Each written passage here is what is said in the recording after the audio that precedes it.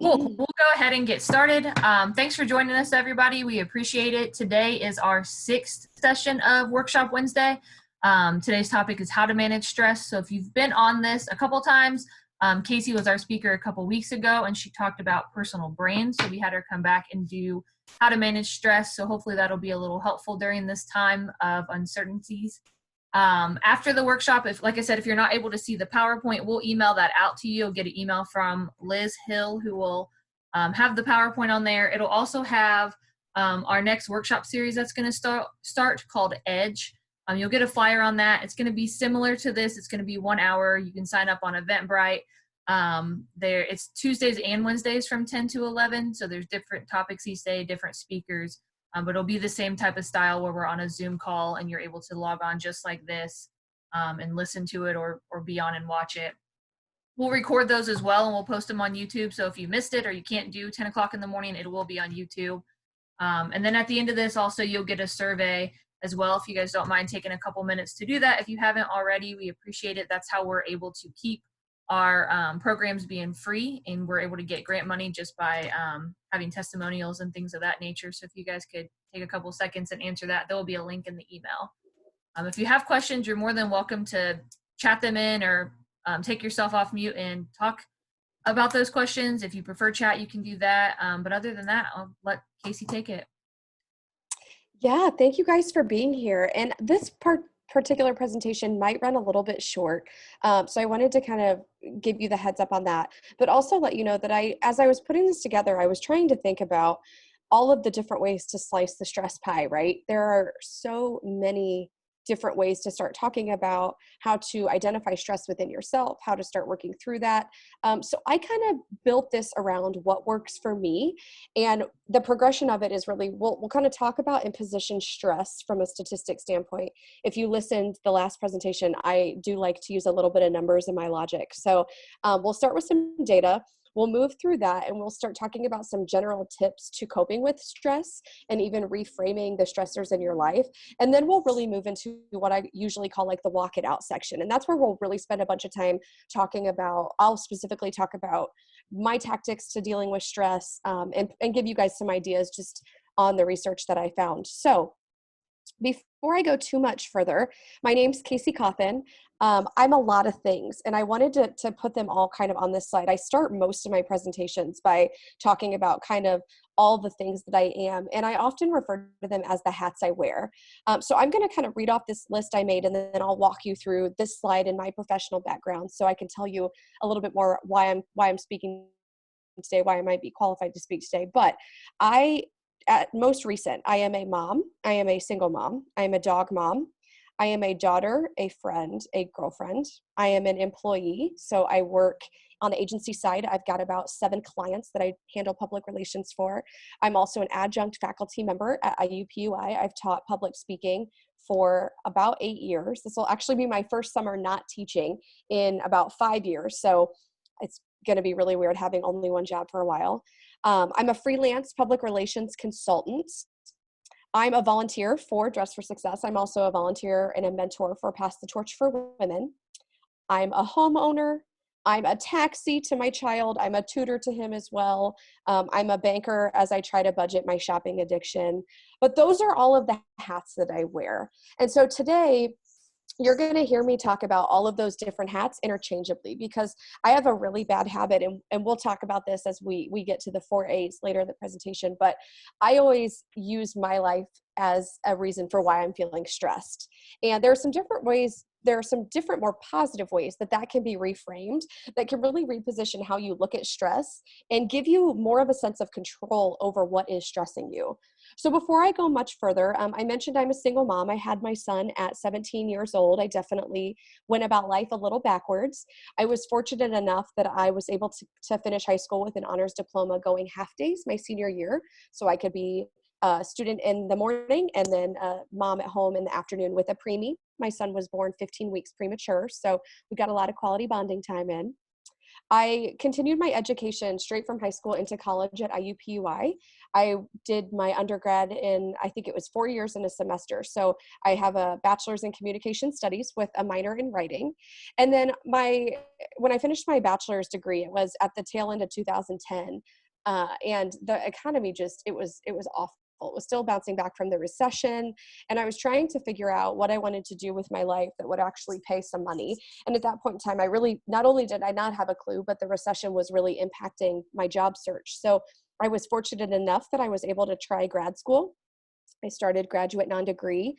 I stayed at IUPUI, but I also stayed in the applied communications field. And about halfway through, I decided this is a really expensive hobby. Let me just buckle down and get this done. So I finished in 2014 with a master's in applied communication, specializing in business media. Business media really is kind of a culmination of public relations, organizational communication, online marketing. It was kind of a degree that I was able to put together with a variety of experiences, and loved my time in grad school. The brunt of my career was with the city of Fishers, which is the picture on the top right up there. That was when we announced the State Road 37 expansion project with then Governor Pence. That was a really fun time. I was fortunate enough to be at the city of Fishers when we transitioned from a town to a city. So I had some really amazing experiences there. On the bottom left, that was one of my most recent projects with the Indiana Fever. Tamika is just lovely. I've worked with her many times over the years, but I got to assist the Fever with bringing in Muffet McGraw for Inspiring Women Night. So it was an event all aimed towards just celebrating women and all the things that make us unique leading into one of the Fever's games. And then the top left picture up there is Jason Wu. He's an international fashion designer. I got to assist his team with public relations when I was working with the Julian Center for Domestic and Sexual Violence and Abuse. Jason's team was wonderful. It was a fashion show to raise money and awareness. It was lovely. And then the middle picture is just a picture I like. This year I achieved one of my own personal goals, which was being a finalist in Indy's Best and Brightest list, being a finalist was truly the win for me. So that's a little bit about who I am and the hats that I wear. And before I go too much further, if you listened the last time, I'm really big on trying to make these presentations as workshoppable as possible, okay? I don't want to talk at you for 40, 45 minutes. I don't think that's the most effective way to learn and retain and be stretched to think about things differently. So I'm going to give you just about a minute and a half to jot down some of the hats that you wear in your daily life. So go ahead and if you have a pen and paper nearby, go ahead and grab it. Write down just 1, 2, 3, 4 things that you would identify yourself as or others would identify you as before we go forward. And they can be things you love. They don't have to be things that stress you. Or they can be things that really stress you that you don't know if you love. Either way is fine.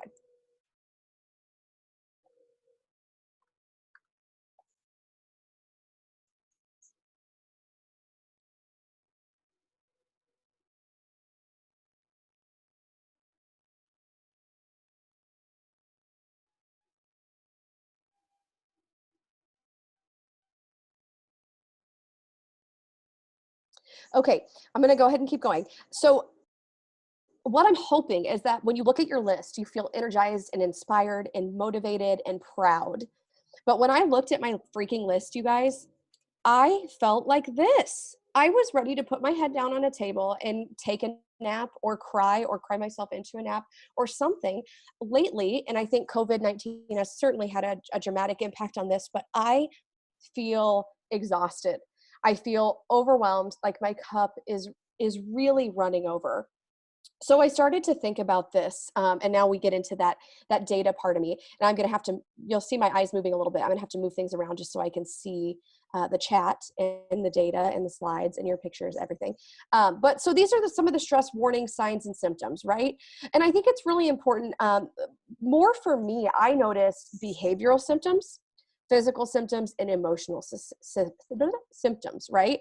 When I get stressed out or I have a super busy week, the people in my life, usually my coworkers, my friends, they will usually ask, are you feeling okay this week? You're a little short-tempered. I also am a chronic stress eater. When I get stressed, you will see a pile of candy at my desk, usually Reese's. Like that is my go-to. I certainly get stress headaches. I notice myself when I'm getting stressed. but I'm not great at pausing in the moment to sit with that stress and start to figure out better ways to manage it. So I started thinking about, well, one, how do other people handle stress? But two, I think about this a lot. My cousin, actually, Elizabeth, she's on this webinar today. Hi, Elizabeth. But she and I, we were just talking about this over the weekend. Men and women handle a lot of things very differently. And I think that sometimes there can be things to learn in that. So I really wanted to know what comparative data was out there about men and women and how we handle stress. And you'll see that primarily the physical symptom side of it over on the right-hand side. I'm going to pull my notes up really quick and my eye contact's going to suck. I'm going to fire off some data because I think this helps position some of that. So all of this is courtesy of the American Psychological Association, but they report that while women are more likely to report physical symptoms associated with stress, we actually do a better job of connecting with others in our lives. And when these connections are super important to us, those can be helpful stress management strategies for us. And I sat with that for a second, and I certainly think that's true. I'm going to save some of the commentary on that until the end, but I certainly think I turn to the people around me when I'm feeling stressed. From a data perspective, women are more likely than men. There's an 8% difference, so 28% more likely than the 20% of men to report experiencing a great deal of stress. So I think as women, we're certainly more cognizant of when we're feeling stressed, at least the data is showing that. But we're also experiencing way more stress, and we feel that in ourselves over time. So while half of women in this survey, which equaled, it was just under half, 49%, said that their stress has increased over the past 5 years compared to about 39% of men. So men are feeling at least less growth in stress over years. Women are experiencing, a 50% increase in stress over the last 4 years. Women are more likely to report physical and emotional symptoms of stress than men, such as having a headache. I think I just said that. Feeling as though we could cry, or having an upset stomach or indigestion. So I just thought that was really interesting. I actually it gave me pause when I read it for the first time. I'm a huge fan of the brand shop Bando. They have a bunch of really cool like knickknacks, ink pens, pen pouches, t-shirts. They've just got some really cool stuff. And Bando had a shirt that I wanted to buy once that said, I cry at work, because I am that person. If I am feeling overwhelmed and I need to go run and hide, I will, but I will run and hide in the work bathroom if I know I need to get a tear or two out because I'm really frustrated. So all of this told me, excellent, fabulous. I've just confirmed that we're all really stressed out. That's great. I think it is great, actually. And I think it's really important that we know that we're stressed, that we recognize all of the places in our life that are causing our stress so we can start working through them. And that's really where I came to starting to identify some of our stressors. So I found this, and all my resources are on the very last slide of this PowerPoint, so you can continue either learning or revisit those and read them in their entirety. They're really, really great articles. But just like anything, after you're reflecting on all the stress around you, then you can start to analyze that. And this list I found really, really helpful for myself personally. So that first one, do you explain stress away as temporary? I do that all the time. I will commit to everything. At one point in my life, I was a single parent to a premature child. So he was 2 years old and was not at the level yet that he could be in daycare because he was so small when he was born. They wanted him having in-home care for his own health as just a preventative measure. And so he was at home with an in-home sitter. I was taking 18 credits my last semester of my undergrad. I was interning unpaid at Wish TV. I was working part-time at the IUPUI Speakers Lab, and I was working part-time at retail at the Limited in Castleton. And I thought that was a manageable amount of obligations and commitments for myself, right? So I am a chronic, I just have a million things going on. It will calm down. But I'm not always intentional about making sure things calm down. I am someone that signs up for extracurriculars. I am someone that volunteers as much as I can. I am someone that actually have a shelf over here of awards and accolades because I seek those things out. I enjoy that. What I don't enjoy is being in the middle of a pandemic, being in my house all the time, trying to stay busy. I am finding that I like to have a million things go on, but I think that also leads to another struggle of kind of getting addicted to that chaos and constant busy. There are other people who define their stress as a part of their work or home life. So things are just always going to be crazy like that. And I think I probably, that bleeds a little bit into the first one. I think I'm similar to that as well. Having a child at such a young age, I feel like I've done life, but I've done life kind of as a traditional professional in my age and also as a mother. And so it is always crazy. You know, we're running out the door onto something, we're changing in the car to get to taekwondo, or we forgot the piano bag, so I'm rushing home to get that. We are always on the go in my world. Do you define stress as part of your personality? I have a lot of nervous energy, or I thrive on that energy. It doesn't even have to be nervous. It could just be I thrive on chaos. I thrive on having a lot going on. Yeah. Hi, my name is Casey. I'm probably guilty of that too.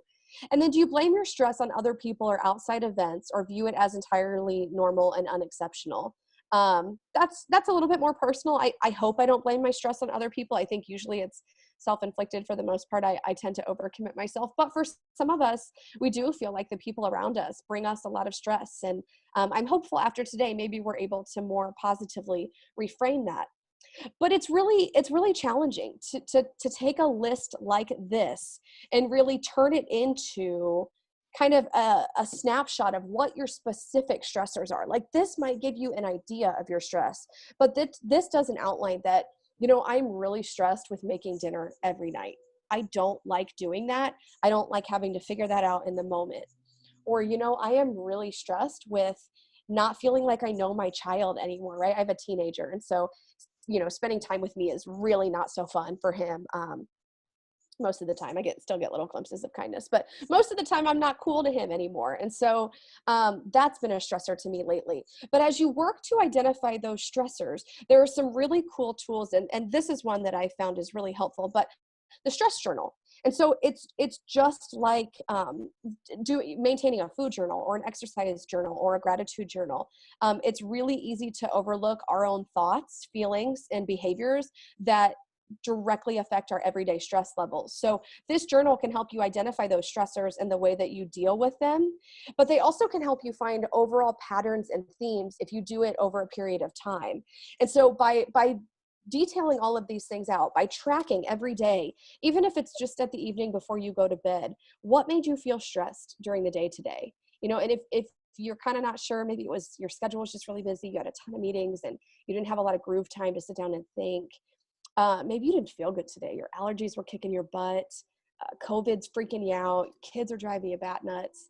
And maybe in response, you snapped at him. I'm the queen of this. You know, my son was in here a minute ago. My dad was calling me about something. And I'm like, Kate, just get out of here for a second. Probably could have been a little kinder. Probably could have said that a little differently. And then how do you make yourself feel better when you're feeling stressed out? Do you go for a walk? Do you eat a Reese cup? Do you have your favorite drink, an afternoon coffee, a kombucha? You know, do you toss a music on or a playlist, a song on or a playlist? Once you start tracking those things for even just a couple of weeks, you can pull out themes. And usually what's stressing you falls into really specific, reoccurring experiences that you're encountering in your daily life, which then better equipped you to go ahead and take some action on addressing that stress. So this is probably one of my favorite slides, because when I learned about the 4A's, I had this huge aha moment that just felt like, oh my gosh, this makes complete sense. And wow, this is really helpful. Now, I will tell you, and we'll kind of phase into this after we get through this slide. Being able to identify and recognize the 4A's is great. Applying them is really freaking challenging. So be patient with yourself. If you walk away from this presentation and you're like, you know, I really want to try to enact some of these things to change either what I'm experiencing or how I'm responding to what I'm experiencing, awesome, go girl. But be patient with yourself. You're not going to get it overnight, and that's okay. You're not meant to. These are changing fundamental default settings within you on how you handle stress. And it's okay if you're continuing to have to remind yourself or go back to your notes as you work through these. My eye contact's going to suck again. I got a lot of notes on this little screen. So the first one, avoid unnecessary stress. Sounds really easy, doesn't it? How many people just rolled their eyes at me? I wish we had like a little survey up here. If you just rolled your eyes at me, that's okay. I completely understand. I feel the same way about that. But you can learn how to say no sometimes. Sometimes that means stepping down from a volunteer committee at work. When I started in the agency world, I was part of our Smiles committee, which really is like our employee engagement committee. And I felt like I needed to be. I was brand new. I wanted to know people. I wanted to start off on the right foot. Well, fast forward to last August, I had about 10 projects going at the same time.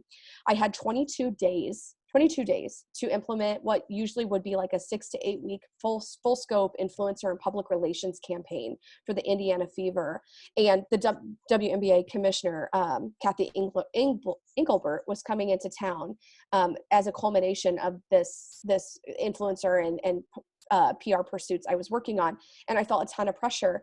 And I missed all the Smiles meetings we had for about probably close to 2 months. And I felt awful. I felt awful because I felt like I wasn't contributing to the team.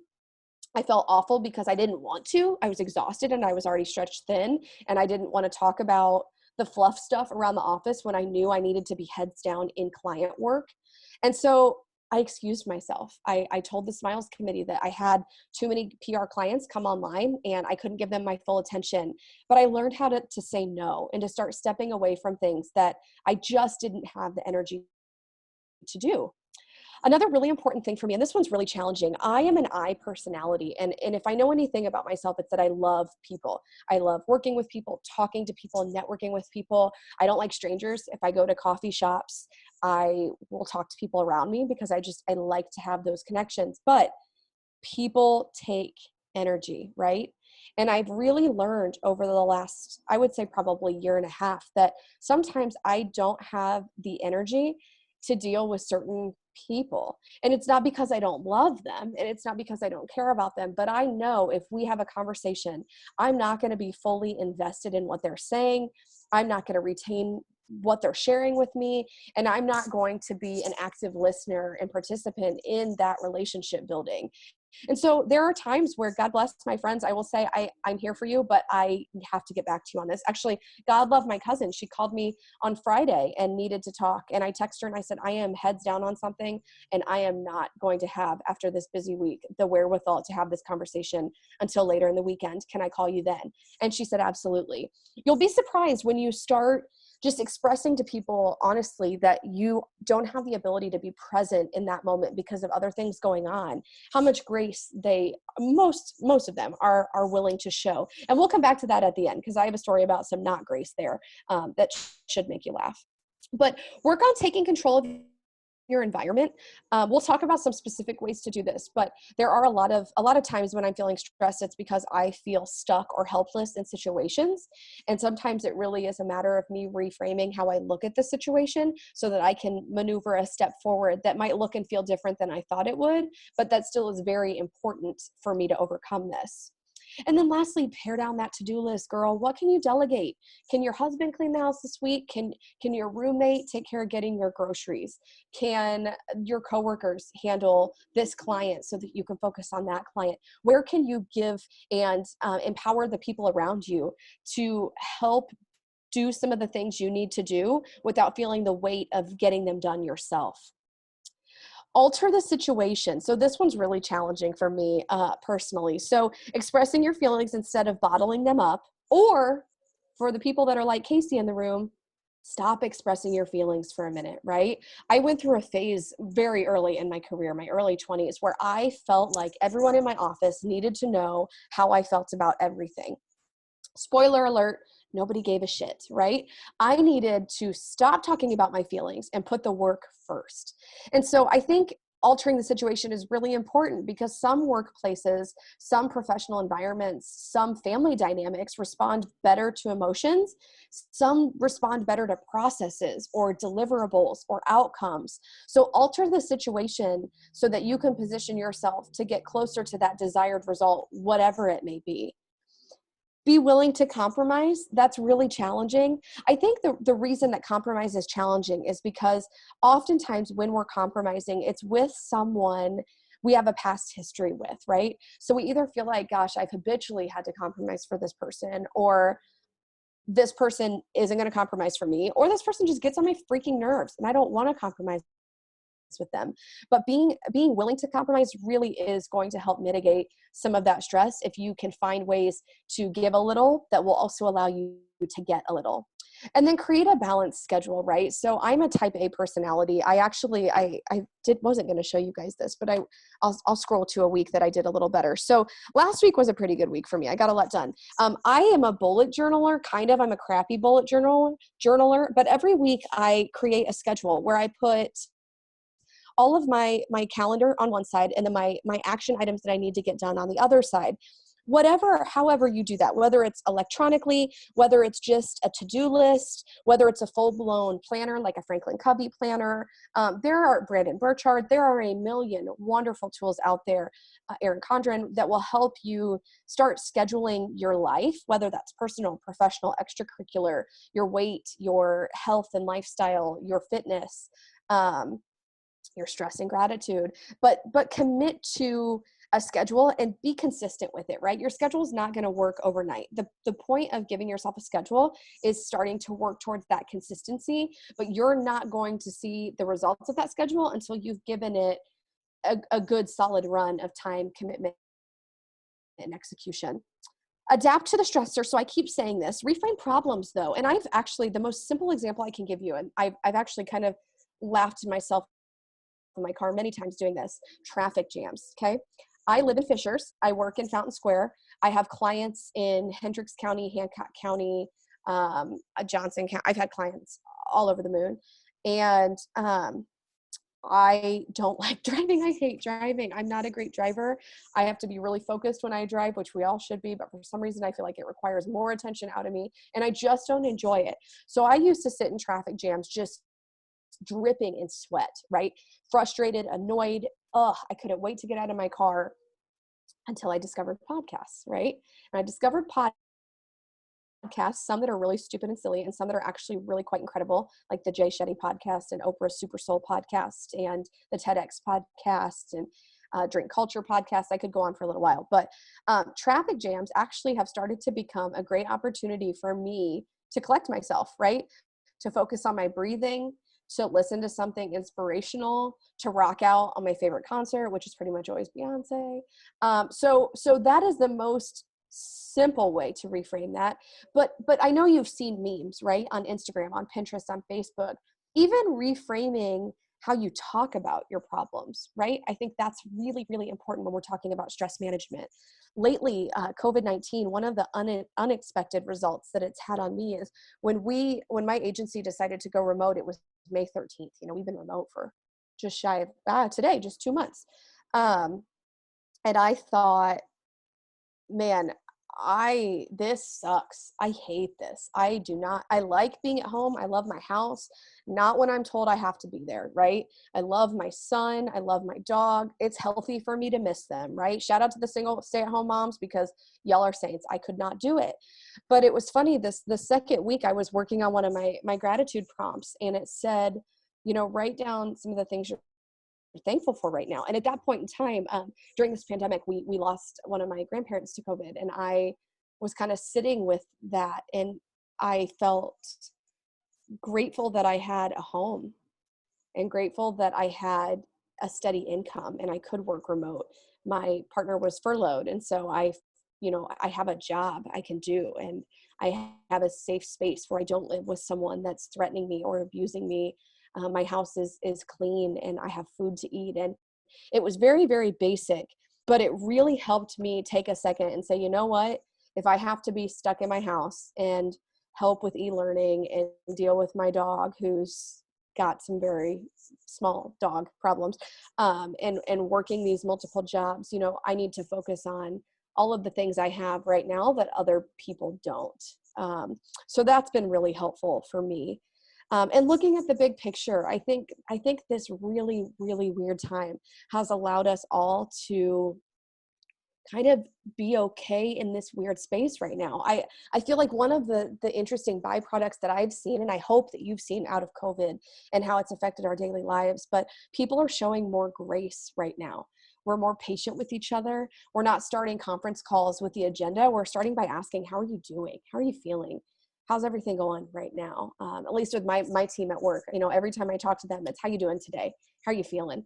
I don't want to hear a thing about work. I want to hear if your mind is doing okay, if you're feeling all right, if you need some space to just turn things off and do something you love. So just keep that in mind. And then adjusting your standards is the last one under adapt. I think this is really important. This is something my whole life I've had to focus on. When you adjust your standards, do it in a way that's graceful, right? Be kind to yourself. It's really easy, especially as women. We see the Beyoncés of the world doing it all. And we feel this pressure like we have to do it all. We have to have amazing houses and wonderfully behaved children and exceptional careers and volunteer. And we have to be able to bake. Let me tell you, girls, I don't bake anything ever. I am a horrible baker. And when people in my life get sick, I ask them their favorite delivery place because I tell them I will not cook you anything because that will make you more ill. But I will happily send some carry out to your house, right? And so give up on this idea that you have to be everything to everyone. Figure out the things that really fulfill your purpose and make you happy and help you, make ends meet in the ways that you need to, and build your life around those. The notion of doing everything, I think, is because at one point women weren't allowed to do anything without permission. And those days are long gone, but with them, I think, has brought this pressure that, well, our mother's mothers or our grandmother's mothers, they couldn't do everything. And so I need to because they couldn't. I think that's great if all of those things fulfill you and make you feel happy and you can find balance. But if you can't, take that pressure off of yourself. And then accepting the things you cannot change, which this is another really challenging one. But I always tell people I love the illusion of control, right? I am a self-proclaimed control freak. But I have learned time and time again in my life, from 16 to 32, I cannot control anything outside of my reaction to things, right? And so understand that there are things you're just not going to be able to influence, and try to look for the upside and be forgiving, and again, continue to be graceful in those moments.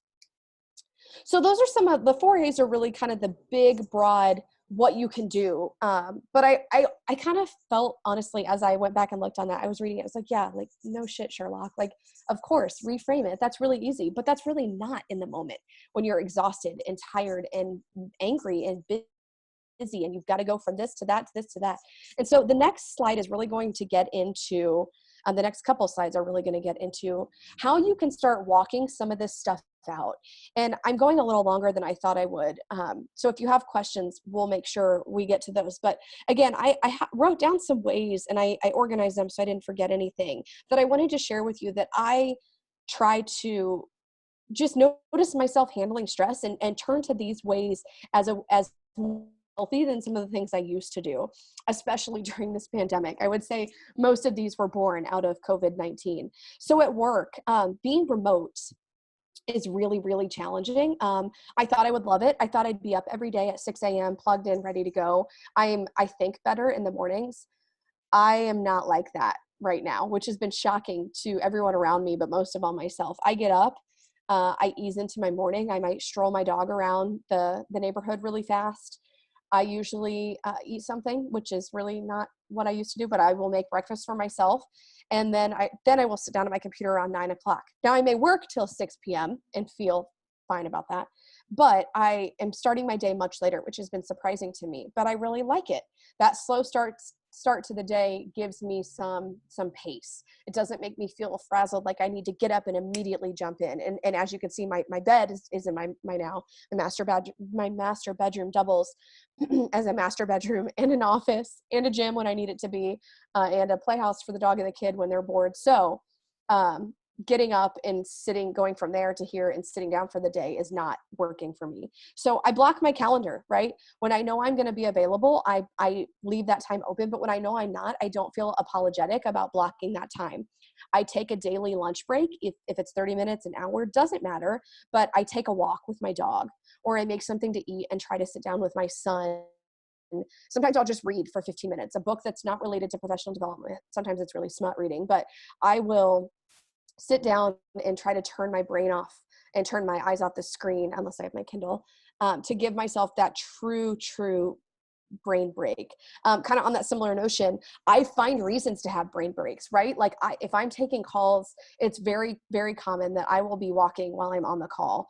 I will listen to webinars while I'm taking a walk around the neighborhood. Last week, the Visit Indy, it was the state of tourism. And so I listened to an hour-long webinar from Zoom just by audio so I could walk around the neighborhood.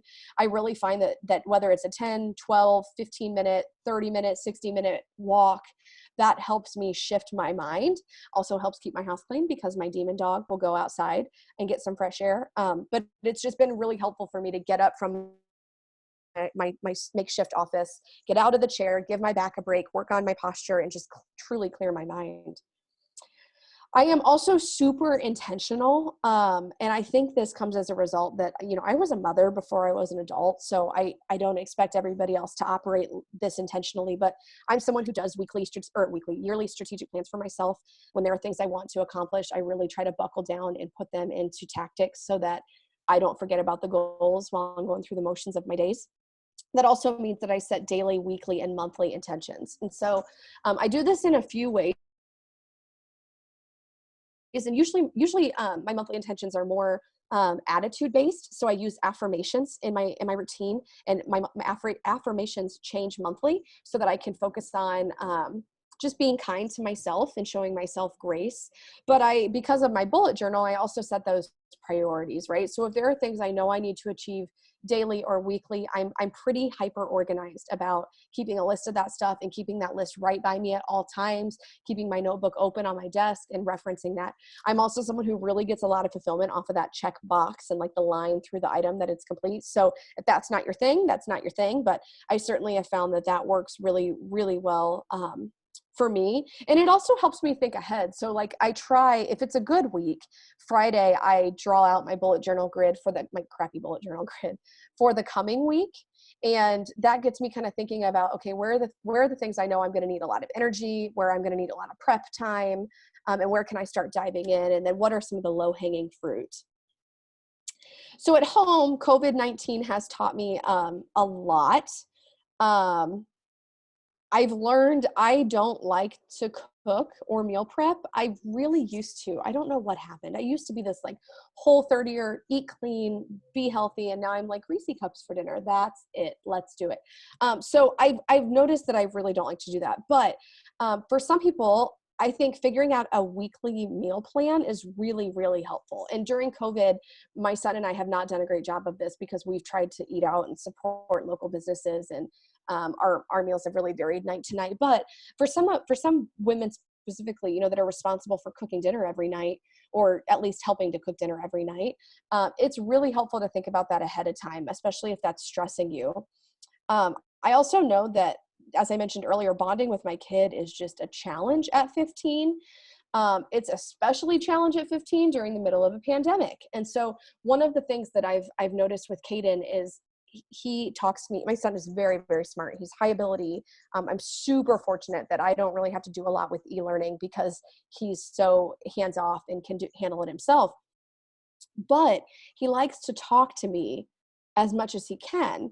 And a lot of times, because I'm thinking about different client work, or, before the semester ends, I'm thinking about IUPUI grading, or thinking about webinars I'm participating in, or, whatever the case may be, he'll be talking to me while I'm in the kitchen making breakfast, lunch, or dinner.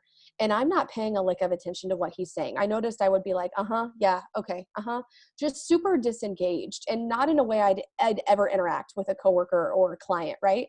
And so we started this really interesting kind of practice where if he starts talking to me, I will say, hey, I'm doing the dishes. I can't hear you. If you wait 10 minutes, I will sit down and you can tell me what you're saying with my full attention. But if you choose to tell me this now, I may or may not remember it.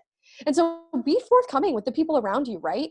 I think that would work even going forward past COVID back to the office. But we have an open office setting where people can come up to desks, and we're encouraged to interrupt each other and kind of have those face-to-face conversations. And I think it could be really helpful to say, hey, I am really into the groove on this project. Can I come find you in 20 minutes so that I can finish doing what I'm doing and then give my full attention?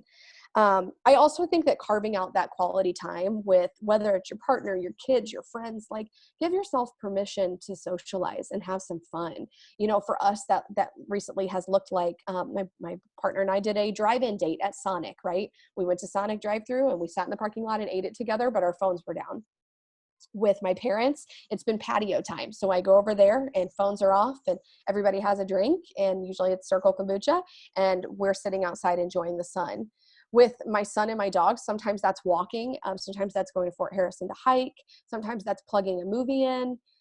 Sometimes my son would like it to be more than it is, but that's doing Taekwondo routines together, or like target sparring with him. And so work on carving out that time where you can be fully present in what you're doing. I think that is a huge reason that we feel stress, is because we're sitting in the middle of a to-do list, working on item 1, but thinking about items 2 through 12, right? And so if you can be fully present and focused on 1, maybe that gives you the freedom to tuck the stress away and worry about 2 when it's time to worry about 2. Trying to scroll through my list and see what else I've got on here. So my general stress management practices, and these are what, if you start Googling stress management, they'll give you these ideas. Obviously, working out is wonderful. I'll tell you, working out during COVID has become a stressor to me because I like bar classes. I hate doing them in my room, but that's the only space I really have to do them. And so that has not been ideal for me. Walking away and calming down has been huge for me. Like noticing I'm stressed, feeling the stress, and giving myself a minute to process it. I'm a super passionate person about everything I do.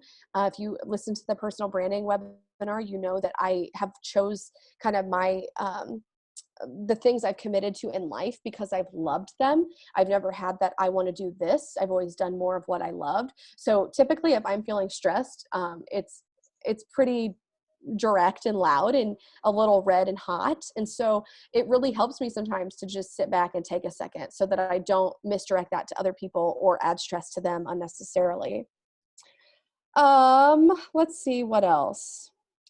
I try to take emotion out of things. And this is something that I feel like I've really started to get better at the last couple of years, though I've been trying to for way too many years. But taking the emotion out of something, I just find immense value in, right? If you can make it about the process, or if you can make it about the deliverable or what needs to get done, and take those feelings out of it, it becomes easier to see a clear path towards resolution or working through what you're feeling. Music is huge for me. I love listening to music. It totally distresses me. I love to sing in the car, in the shower, sitting here working on something with my little Google next to me. So music is certainly a good one for me. Reading is huge for me. I love reading. I'm on my 20th book of 2020. I read everything from professional development books to just silly books that you probably wouldn't even want to read, but they're nice, just distractions and kind of mind numbing. I tried a puzzle. It was okay. Puzzling's really cool.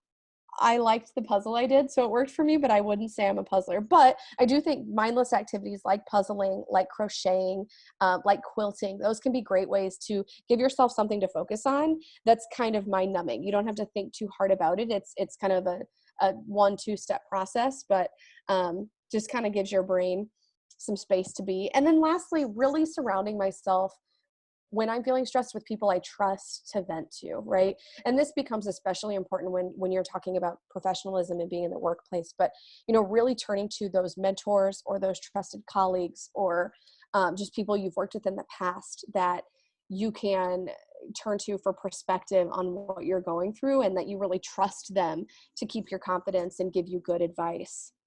But before I turn it over to questions, I wrote this out and I'm going to read it verbatim because I feel very passionately that I should end with this reminder. How I manage my stress may not work for you, and that's okay. We're all different in the amount of stress we can handle and work through and sort through, and when we're ready to move past it, that's going to vary, and that's more than acceptable. So I would encourage all of you ladies to spend some time with the references slide on this PowerPoint, which is at the very, very end here, especially like all of these really were great resources. But put together like some kind of professional stress management plan for yourself. And maybe that's way too formal of a way to say, come up with 4 or 5 things you can do when you're starting to feel the pinch so that you have tools in your toolbox to start working through that and working past it. What you don't want to do is sit in the stress for so long that it starts to be toxic, or that it starts to transfer to other people, or that it just starts to make you physically ill. That's not a good space to be in. I wouldn't wish that on anybody. So, I hope that this is helpful today, but if it isn't, that's okay. Find what works for you and dive in there. So with that, I'm going to probably be quiet for a second and turn it back to Tiffany, or turn it to whomever. If you want to unmute yourself and ask questions or what have you, please feel free.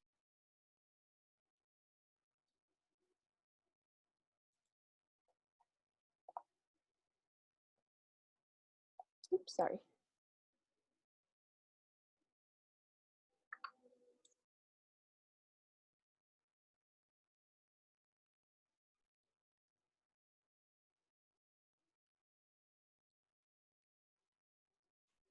You guys are thinking about questions, or if there's anything that you want to ask, I have everybody accounted for that's on the call today, except for the person who called in from their iPhone. So if you want to chat me or take yourself off mute to let me know, I'll make sure that we send you the PowerPoint after this. But everything else we have. Does anybody have any questions for Casey? Hi, Casey. I have a question. Do you believe that you feel more stress because you take on true responsibilities, or maybe just perceived responsibilities? And is there a way that you can, change the way you think about it to alleviate some of the stress that shouldn't really be there? I think yes to everything there. So I think a lot of, in this, this is a personal answer, but I think that's okay. I hope that's okay. I think because I got pregnant at 16 and had my son at 17, there was an immense amount of pressure. And I live in Hamilton County. I had my child I've always lived in Hamilton County, but I had my child in high school and went to a high school that was very awesome. Kids are incredibly smart. Families are pretty well off for the most part, very high incomes up here. And so I automatically felt this immense pressure, not only of myself, but I had some educators that really kind of told me my life was over, to be honest. And I remember the day I found out for certain I was pregnant, I had this moment. I don't think I cried at all or anything like that, but I had this moment where I thought, I'm never going to be able to take my kid to Disney World because I'm never going to be able to afford it. And I've thought back to that moment a lot. I thought back to it a lot because in 2010 we went for 10 days for his 10th birthday. But I think I'm someone that was kind of driven by the obstacles I faced. And so I felt like I had to say yes to everything. I felt like I had to do Hamilton County Leadership Academy, which was lovely. I mean, I'm glad I've done everything I've done. I felt like I had to do 5 internships. I felt like I had to have a robust career. I felt like I needed to buy my house and buy my car and really own these adult things, right? And I think the pressure of that over the years really got to me because I felt like I couldn't say no. And one of the most powerful things I ever did was learn how to say no, but learn how to be okay saying no. And so for me, it really has been exercising my no. I read an article. I'm gonna stop sharing this really quick because I'm gonna have to dig to find it. I am a crappy blogger, but I do have a website, which is myname.com. And many, many moons ago, I stumbled upon this article. Bear with me while my slow Wi-Fi gets me there. I stumbled upon this article by a woman on Twitter, and I'm going to see if I can find it really quickly. It was an incredible article about the power that there is in saying no. And I felt almost like it gave me the permission to start exercising my no and not feeling shame about it. Like I felt like I always needed to be saying yes to everything. Okay, so here it is. The blog is titled, I Never Asked to Be Superwoman. And let me see if I can find that article. I know I linked it. Yes, Tamisha Sanjanani. And I'm going to pull this article up and then I'm going to share my screen so you can see it. So this article is a little old at this point, but it talks very much about, as women, how we feel like we constantly have to push and push to do more, and how that actually isn't the solution. And so this article helped me. I don't know, Tiffany, if you can grab that link or not. I'll try to put that in the chat. But that article really helped me feel like, okay, I can start to say no to things. So as I was asked to be on various boards, or I was asked to do volunteer work, or as I was asked to apply, I've been recently asked to consider the Stanley K. Lacey Leadership Academy, or the Lugar Series, Lead Indie. I've been asked to throw my name in the hat for some of these things. And while I want to make sure before I do any of that, it's because I actually want to do it, and not because I feel this pressure that I need to do this, or that I'm going to be a better professional because I do it. I think it even comes down to thinking about career opportunities, right? I have a very good friend that got into a C-suite level position and was just killing it in her company. She was doing fabulous work at a higher education company. And she just started crying one Friday night during girls' night. And I was like, oh my gosh, what's wrong? Like, you're the beacon of strength. You can't cry. She's like, I hate this. I'm exhausted. I'm not fulfilled. I don't want to be at this level. I miss being at the grassroots level. This is not it for me, despite the money and despite the authority and power in this position. And so I think we all have to decide personally what that threshold is for us. But I do think that, yes, I put a ton of pressure on myself, and over the years I've said yes to everything. And I think there can be a lot of value in saying yes, but that should not be a reason that you're afraid to say no. Does that answer your question?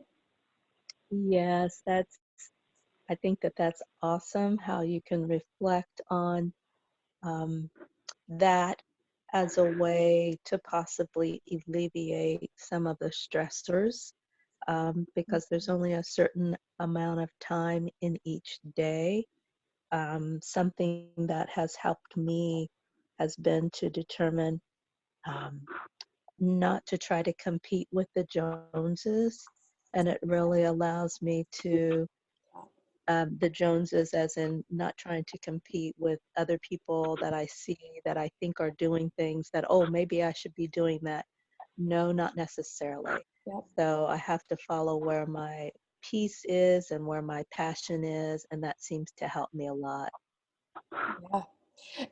I love that you asked that. And it's funny, I have this internal struggle going right now because keep looking at my bookshelf.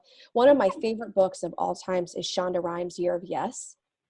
And I think I was just telling my cousin about this, but Year of Yes is a fabulous book about immersing yourself in things outside of your comfort zone. But for me, when I read that book, it was not, I was at a phase in my life where it wasn't necessarily about saying yes to everything. It was about saying yes to what excited me.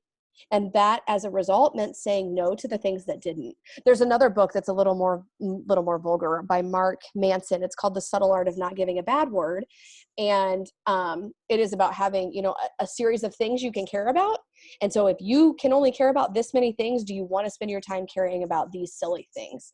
So if you're okay with F words and you like a really direct, kind of bold book, The Subtle Art of Not Giving a F is fabulous. Mark Manson, Manson.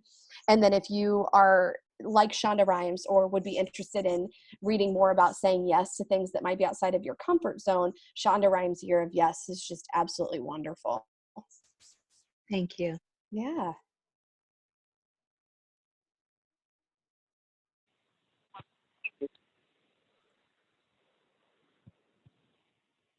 All right. Does anybody else have anything for Casey before we go?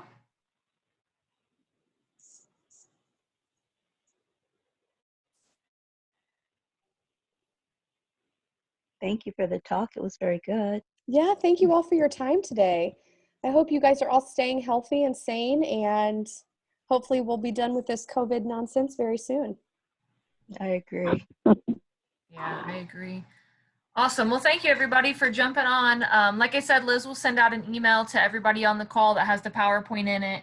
It'll also have our Edge career workshops that are starting next Wednesday, the 20th at 10 in the morning.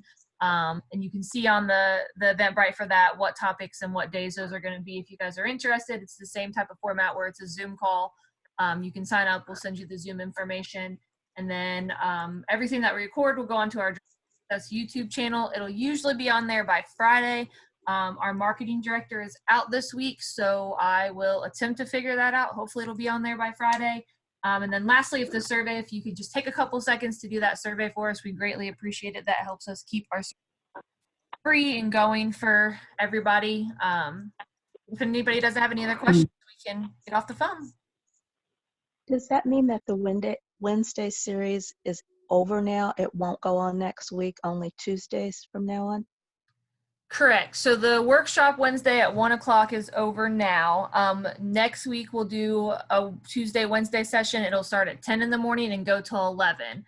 So similar to this, it's a little bit, the topics are already planned out. It's something that we would typically do at Dress for Success in person, but we changed it to virtual due to COVID. But it's definitely something I would recommend looking into if you're able to do it. Some of the you've already had, like phone interviews, that's part of the Edge series as well. Virtual interviews or face-to-face interviews, that's part of the Edge series as well. But there are other topics in that series that we haven't covered on Workshop Wednesday. Thank you. Oh, okay. Cool. All right. Well, if nobody Well, thank you so much. What'd you say, Thank you Monica? all. Sorry. Oh, I just said thank you so much. Thank you. You're welcome. Thank you, guys. Thanks. Bye-bye. Bye.